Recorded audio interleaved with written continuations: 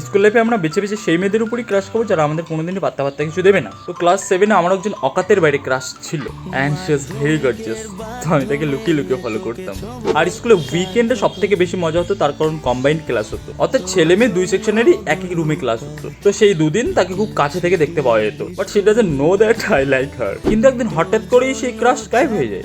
6 মাস তার কোনো দেখা নেই, স্কুল আসা বন্ধ করে দিয়েছে। পরে গিয়ে জানতে পারি স্কুল চেঞ্জ করে নিয়েছে। তারপর আমাদের মাধ্যমিক, এইচএস, গ্রাজুয়েশন সব শেষ হয়ে যায়, কিন্তু তার আর কোনো খবরই নেই। তো একদিন আমি পুজোর ছুটিতে ইউনিভার্সিটি হস্টেল থেকে বাড়ি ফিরছিলাম, হঠাৎ করে তার সাথে বাসে দেখা, and my expression was like তোর চোখের and she asked me how are you. I wanted to say that everything is fine but nothing was fine because she was married. Yeah, literally she was married. আমার স্কুলে সেই পছন্দের মেয়েটি যাকে আমি আমার ভালোবাসার কথা বলে উঠতে পারিনি, তাকে আজ এত বছর পরে দেখছি শীতে সিঁদুর হাতে শাখা। এইটা তোমার গান, তুমি লোডশেডিং এ চাঁদের আলো।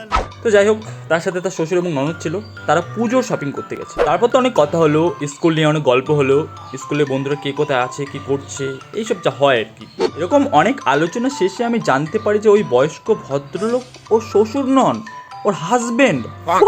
আর সাথে ওই মেয়েটির ননদ নয়, ওর মেয়ে। কোন সত্যযুগে বিয়ে হয়েছিল ভাই? একটা চাকরি জোগাড় করে নিই, তারপর ওই মেয়ের জন্য ঘটক পাঠাবো।